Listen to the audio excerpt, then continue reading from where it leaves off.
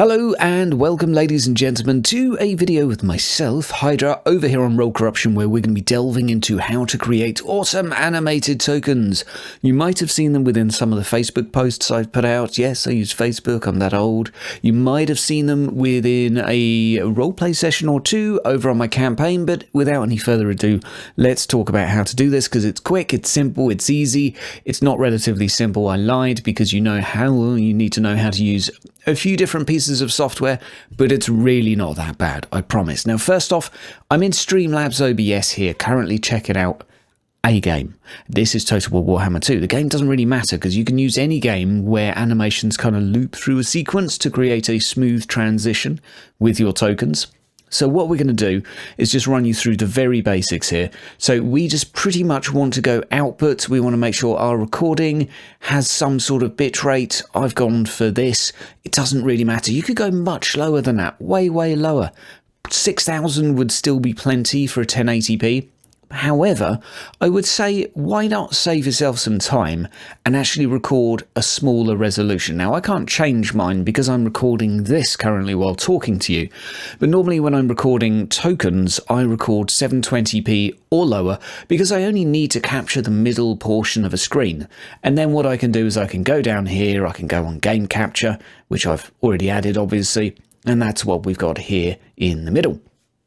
So, figure out how to use your basic recording software of choice. There are hundreds available, but Streamlabs OBS is free. It'll be a little bit CPU intensive, and you will probably have to change a few of the settings in order to make things, let's say, consistent with the CPU. Don't worry, it doesn't matter too much at this point whether it's VBR or CBR. Constant bitrate's kind of happier with some softwares, but doesn't matter too much. Frames per second, I would pretty much just record somewhere between 24 and 30. You could go up to 60, but hey, it's a tiny little token on the screen. By the time you turn it into a GIF, it's all wasted anyway. So for me, 30 FPS is absolutely fine. So what we're going to do then is load into a game, and you're going to see it up here on the screen, but hey, that's fine. I'll just show you an example of what I would look for to record a game like this. So generally speaking, you're going to want about a 30-second sample, because in most of these games, the animations will reset through, well, in this one in particular, we have about 2 or 3 different variants of animation. So I can, fortunately, within this game, click K to get rid of any pesky overlay I don't want. And then I can zoom in here and, hey presto, here's a guy that I can take a recording of. I could change the angle a little bit. I can go back. I can make him disappear, which isn't too helpful. I could go for this angle, that angle. Hey, I could do a token with 2 of them. This is pretty darn simple. But once we got this, click record on your software, count to about 30, watch the animation a few times, and you get the impression of what is the bit in between animations, because that will be consistent. The rest will be cycling through, well, animations. And so that's this bit out of the way. Now we go ahead and move over to our editing software and have a little bit of fun tweaking it. Hello ladies and gents, here we are with our software of choice. This is HitFilm Express. Other developing editing softwares are available. I just go for whatever's free, and I'm familiar with HitFilm, so hey, this is the one I use. Now, I will say firstly, it's beyond the scope of this video to go through and teach you everything to know about this, because, well, I don't know everything there is to know. I just learn what I need as I go, which sometimes takes quite a while. But once you've loaded in, assuming you get this, you'll go File and New. And then from there, well, let's just discard and go from there. What I would suggest is making something consistent with the size of your token PNG, which for me is 500 by 500 pixels. Frame rate will keep consistent at 30, and that's all we need for now. So we're going to create this, and that's going to basically give us our canvas to be working with once it's decided to do it. There we go. So now we need to bring in those PNGs that we had before. We need to bring in the token border, and then we can pretty much get to work. Right, and here we are with said token. I've just dragged it in from my Windows folder, so here it is, and we can just check here, make sure it fits. It does indeed. Fantastic. Now we're going to need an actual video file though to go through, so we're going to have to drag that in as well. Righto. One step further, we now have a video file we can drag and drop into our actual player. Now you'll only have to do this bit once, and I'll explain why. You might say, oh, well, it's a different size, do you want to edit? No, because basically it wants to try and change the resolution so it fits. Now you don't need to do anything here other than right click and say make composite shot. Now you might be thinking, what the hell does that do? It's basically, do you want to edit this piece of video? Yes, you do. You definitely do. So from here, what I would suggest doing is going doink, so we can see where this is going to be. It's going to be right in the middle to begin with. So if we go back to our editor, oof, not in the middle apparently. So what we're going to do is move this, get it back center again. So the editor of view is basically, let's call it finished product. And then if we go to the composite, this is editing this piece of video. Once you've got that there, what we're going to do is lock it in place so we can't move it. So now if we click on anything, the only thing we can move is this piece of video. Perfect. So now what we're going to do is we're going to look for, what I would call a point where things look fairly neutral. So this is sort of a common pose. So I just want to make sure that is where I want it, which is about there in this token. I like it. Looks good. Now you'll notice we don't have the outside alpha out. So you'll have to click on the video down here, go to your ellipse tool, drag and drop. No worries, it's too big. Go back to the mouse pointer in the top left and just make it as small as you need. Da-da-dee-dee-dee. You want to make sure that your PNG is above your video, otherwise that's going to look weird. And there we go. Right, we're not done yet because it's not going to loop very well, and it's going to look absolutely horrible because that frame will basically sync with that frame and it won't look right at all. So what I'm going to do here is I'm actually going to drag another one of these on top and just make it a little bit larger. Now why am I doing this? And why am I clicking transform and dragging the scale right the way down? Well, I want to actually make sure that this syncs up nicely, and something I think will be useful, mouse wheel just to zoom in here, click on this as well. You notice I drag that onto the editor, not the composite shot. There we go.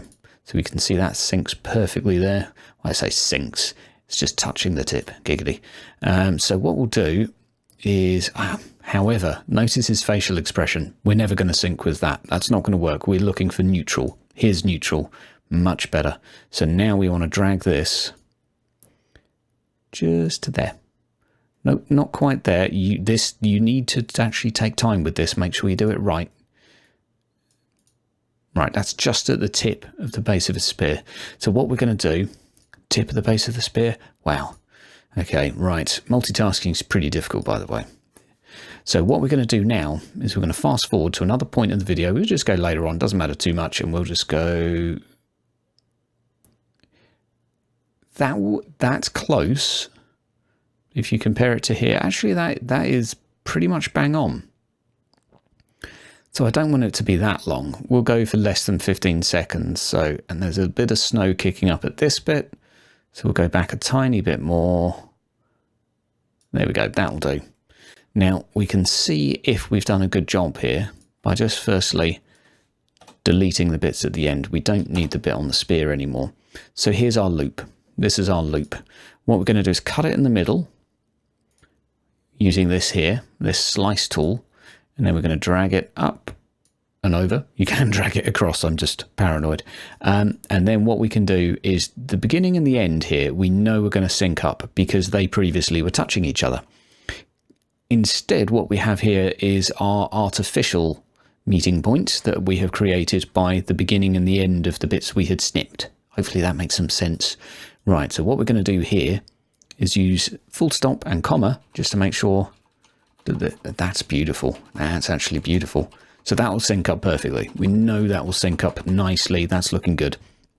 So what you could do, if it's kind of close but not quite on the money, you could zoom in here, and if this was going nicely and then he jumped back a step, just delete a couple of frames with your snippy tool, snip, snip, snip, and then drag it along, make it sync up. And if you delete too many, that's fine.